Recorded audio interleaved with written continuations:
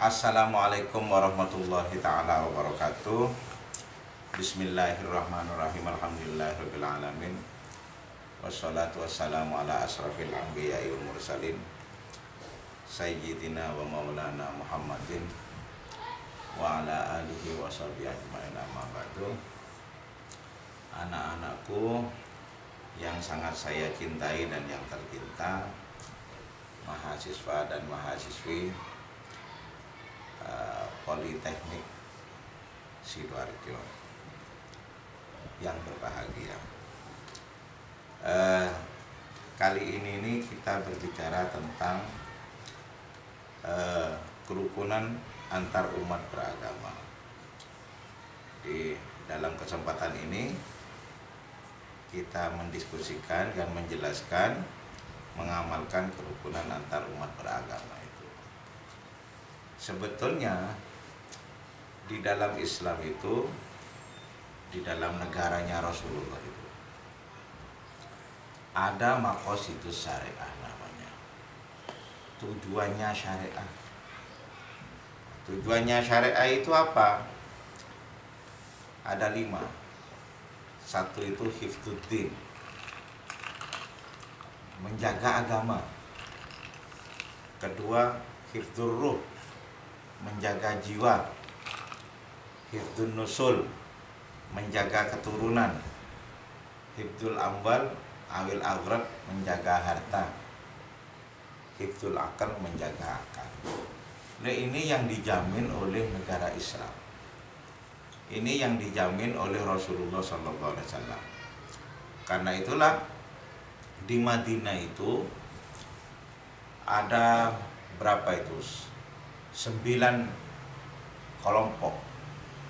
9 kelompok itu: 1 Bani Qainuqa, 2 Bani Nadir, 3 Bani Quraidah, 4 Bani Aus, 5 Bani Khazraj, 6 Muhajirin, 7 itu adalah Ansar, 8 itu orang Nasara yang dipimpin oleh Musailamah Al-Kadzab. Yang ke-9 itu orang Majusi. Orang Majusi itu kalau di sini seperti orang Hindu dan Buddha, itu orang Majusi. Ada 9. Terus di 9 di negara Madinah itu apa yang dijamin oleh Rasulullah itu? 1, agama mereka. Nah, agama mereka dijamin. Tidak boleh orang Katolik diajak kepada Islam, nggak boleh. Islam diajak kepada agama yang lain, tidak boleh. Begitu pula Majusi diajak kepada Islam, nggak boleh. Nggak boleh. Pelihara agama mereka, biarkan mereka melakukan agama, dijamin di negara itu. Jadi ini adalah dalil kerukunan antar umat beragama. Terus yang kedua yang dijamin itu dari Rasulullah apa? Jiwa. Orang Yahudi itu harus dijamin jiwanya. Orang Nasrani harus dijamin, orang Majusi harus dijamin, orang Islam sama jaminannya dengan orang Yahudi, orang Nasrani dan orang Majusi itu. Dijamin. Jiwanya dijamin. Gak boleh mereka itu jiwanya tersakiti. Yang ketiga itu an-nusul, keturunannya dijamin. Keturunannya orang yang ada di penduduk Madinah itu dijamin semua oleh Rasulullah. Terus tidak boleh yang terlantar, tidak boleh. 4, yang dijamin itu adalah harta benda mereka. Harta benda orang Islam, harta benda orang Yahudi, atau benda orang Nasara dan Majusi, dan lain-lain. Yang kelima yang dijamin itu akal. Yang dijamin itu akal. Tidak boleh mereka itu tersiksa sehingga gila, nggak boleh. Nah, itu ada 5 yang dijamin. Nah, sekarang keterangannya mulai agama. Agama itu dijamin apanya agama itu? Di samping tadi yang saya sampaikan itu, kok ada orang Yahudi tidak punya tempat sholat, tempat ibadahnya orang Yahudi, negara harus menyiapkan. Kok orang Katolik itu tidak punya tempatnya sholat Katolik, negara harus menyiapkan. Begitu pula masjid kok tidak ada, negara harus menyiapkan. Seluruh wihara-wihara itu untuk orang Majusi, untuk orang Hindu Buddha itu kok tidak punya, negara harus menyiapkan. Ini artinya dijamin negara di dalam negara itu.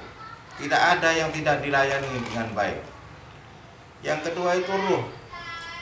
Ruh itu apa yang dijamin oleh ruh itu? Oleh Rasulullah, ruh itu jiwanya. Jiwanya harus tenang ada di Indonesia. Di dalam negara Islam itu harus tenang. Tidak boleh mereka itu mikir sesuatu sampai gila. Mau berekreasi itu nggak ada, jangan sampai. Rekreasi itu bahasa agamanya itu atanazu, membersihkan diri. Jadi kita itu sebagai mahasiswa ya nyelengilah uang. Setiap liburan harus rekreasi. Rekreasi itu namanya tanazu, membersihkan diri. Jadi melihat alam semesta, kagum kepada ciptaannya Tuhan, hati ini bersih otomatis. Dan hati ini lalu bersyukur kepada Allah Subhanahu wa taala. Ruh itu ada dua. Ruh sebagai materi dan ruh imateri. Ruh sebagai materi panca indera. Jangan sampai panca indera kita itu mau makan apa tidak ada. Jangan sampai mau apa saja yang menguntungkan panca indera itu tidak ada. Jangan sampai, negara harus menyiapkan. Yang kedua itu kekuatan manusia, jiwa itu. Loh kok kita itu mau bersemedi, mau iktikaf, mau apa saja harus dijamin oleh negara. Jangan sampai terjadi pembunuhan ketika mereka melakukan semedi atau ketika melakukan iktikaf. Yang ketiga nusul, anak. Anak itu dijamin oleh negara. Keturunan kita dijamin. Jadi kita didik, mau kita didik sekolahan Kristen. Kalau tidak punya sekolah, negara harus membuatkan sekolahan itu. Begitu pula yang Islam, begitu pula yang Yahudi, harus dijamin pendidikannya itu. Nah, salah satunya diantaranya membesarkan itu. Makanan-makanan itu harus dijamin ada. Kalau beras kekurangan, negara harus impor beras. Jangan sampai ada anak-anak kita yang kekurangan makan, sehingga anak-anak kita perkembangannya kurang baik. Yang paling akhir, kewajiban orang tua itu mengawinkan anaknya. Kalau orang tuanya itu rodok miskin, lalu dikawinkan karena rumahnya pinggir jalan, nepeng jalan, karena ada jalan alternatif, boleh. Tidak boleh negara tidak mengizini itu. Umpama anaknya orang kaya, lalu diselamati, diresepsikan sampai 1 bulan, jangan dihalang-halangi, negara tidak berhak menghalangi, dipersilahkan. Jadi dijamin itu, dijamin mengawinkan dan resepsinya. Yang keempat itu harta. Harta itu endingnya itu kan tasarruf kita itu. Mau diapakan saja harta itu harus dijamin oleh pemerintah dan tidak dihalang-halangi. Mau dibelikan mobil, mau dibelikan pesawat, selagi hartanya itu punya dijamin. Atau ada di dalam bank, loh banknya itu bank negara itu kok bangkrut, harus negara mengganti uangnya tadi itu, harus dijamin. Nah, yang terakhir itu akal. Akal itu sebetulnya aslinya itu ada 2, al-aqlu al-hayula, al-aqlu bil fi'l. Akal materi dan akal imateri. Nah, akal materi kita itu sama dengan akalnya hayawan itu. Kalau kita dibeleh akalnya lalu digoreng ya enak. Nah, al-aqlu al-hayula, al-akal materi itu bisa dididik. Nah, kalau kita bisa mendidik al-aqlu al-hayula, orang-orang yang hebat yang terdidik al-aqlu al-hayulanya itu menjadi al-aqlu bil malakah. Hayawan juga begitu. Di mana tempatnya hayawan yang sudah dididik oleh akalnya itu? Di sirkus. Di sirkus. Orang-orang ahli di sirkus itu al-aqlu al-hayulanya. Kita itu naik sepeda motor, kita naik mobil, kita naik pesawat, kita yang nyetir. Lah iku al-aqlu al-hayulanya yang kita didik itu sampai melahirkan al-aqlu bil malakah. Akal yang punya keahlian, insting. Yang kedua itu al-aqlu bil fi'li, akal potensial. Nah, itu hanya dimiliki oleh manusia, hayawan tidak punya itu. Jadi al-aqlu bil fi'li itu bisa dididik dengan apa? Sekolah dari kecil. Nah, sekolah dari kecil diajari berpikir dan berpikir. Lalu akal itu kalau sudah hebat menjadi al-aqlu bil fi'li, menjadi al-aqlu mustafad. Akal mustafad itu akal yang berhubungan dengan fa'al Tuhan, akal fa'al Tuhan. Jadi selalu berhubungan. Jadi bahasa HP-nya itu on, bahasa sosialnya mod. Jadi akal kita itu kalau tidak mod, tidak mampu berbuat apa-apa.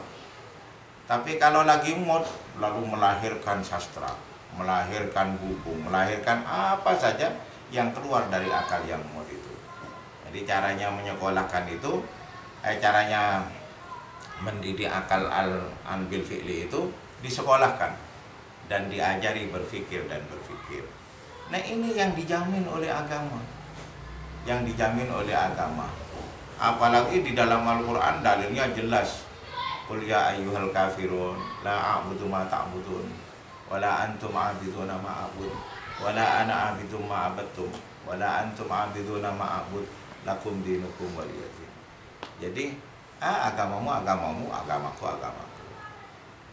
Tapi tidak boleh mengganggu. Yang salah itu kalau mengganggu.